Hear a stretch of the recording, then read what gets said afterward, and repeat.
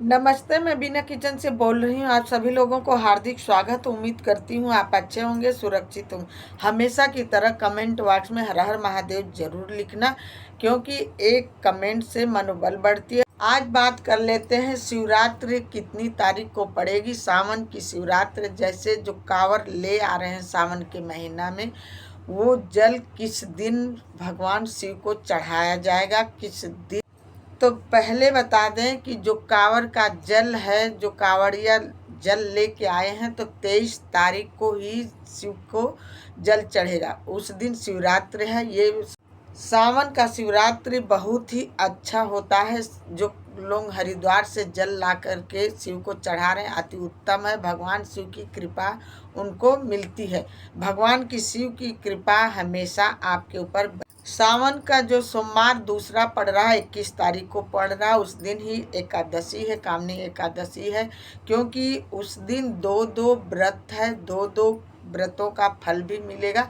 बहनों का ये भी प्रश्न है क्या कि हम ये दोनों व्रत रख करके हम क्या दोनों व्रत का फल ले सकते हैं? जी हाँ, आपको दोनों व्रत का फल मिलेगा।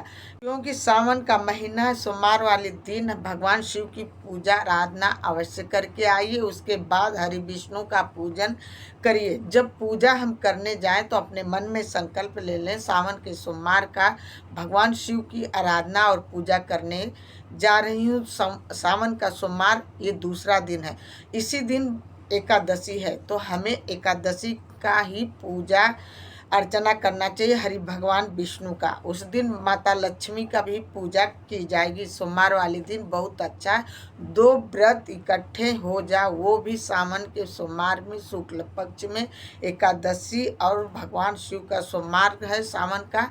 तो ये दोनों व्रत मिलकर के महायोग बन रहा है। तो इस दिन बहुत बड़ा फल है। जो व्रत रखेंगे उनका कल्याण होगा। तो इसलिए हमें दोनों व्रतों का फल हमें मिलेगा। दोनों व्रत का ही फल करना, क्योंकि जो सावन का सोमवार का व्रत रखते हैं वो नमक नहीं खाते हैं। सावन के सोमवार में मीठा भोजन संध्या के समय खाया जाता है। तो इसलिए ये देख करके ही एकादशी और सावन का सोमवार का व्रत दोनों है, तो अपना देख करके ही अपना पारण करना। और शिव सावन के सोमवार वाले दिन शिव के कांवर जो हरिद्वार से जल ले आए हैं, तो 13 वाले दिन शिव को चढ़ाया जाएगा।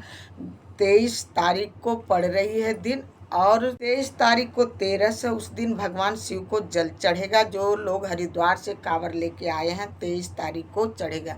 दिन पड़ रहा है बुधवार का। तो इस बार सावन का सोमवार से लेकर के एक सावन का सोमवार का व्रत, एकादशी का व्रत, प्रदोष का व्रत, 13 का व्रत और गुरुवार का व्रत, ये 3-4 व्रत लगातार पड़ रहा है। अपने शरीर की क्षमता के हिसाब से व्रत आप लोग रखना।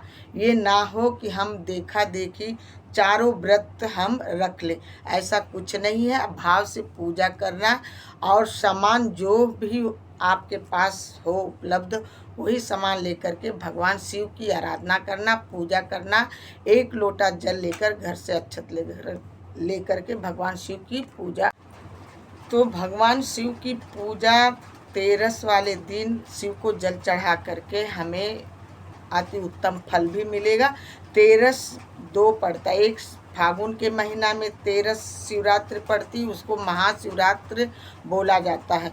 एक सावन के महीने में ये 13-2 अति उत्तम है। इस दिन भगवान शिव शक्ति का मिलन भी होता है, भगवान शिव और शक्ति की पूजा भी होती है। 13 वाले दिन हमें भगवान शिव की आराधना, पूजा, जल चढ़ाना चाहिए। माँ पार्वती जी को श्रृंगार का सामान चढ़ाना चाहिए।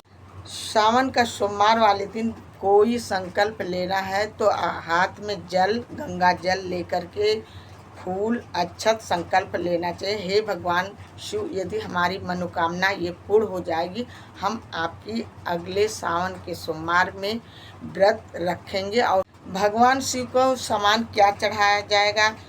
रोरी, अक्षत, दूध, दही, शहद, ये सारा चीज़ होती है। बेलपत्र, माला, फूल, ये सारा सामान चढ़ाया जाता है। यदि आपके पास ये सारा सामान ना उपलब्ध हो पाए, ना किसी कारणवश आप सामान नहीं खरीद पाए, तो 1 लोटा जल लेकर के घर से अक्षत, रोरी, चंदन ले जा कर के पूजा कर लेना। ये ना हो कि बहुत सारा सामान हो तभी पूजा करें। भगवान शिव भाव के भूखे होते हैं, वो भाव से ही पूजा लेते हैं। जा कर के ना कुछ भगवान को प्रणाम कर लेना, आपका पूजा स्वीकार हो जाएगा।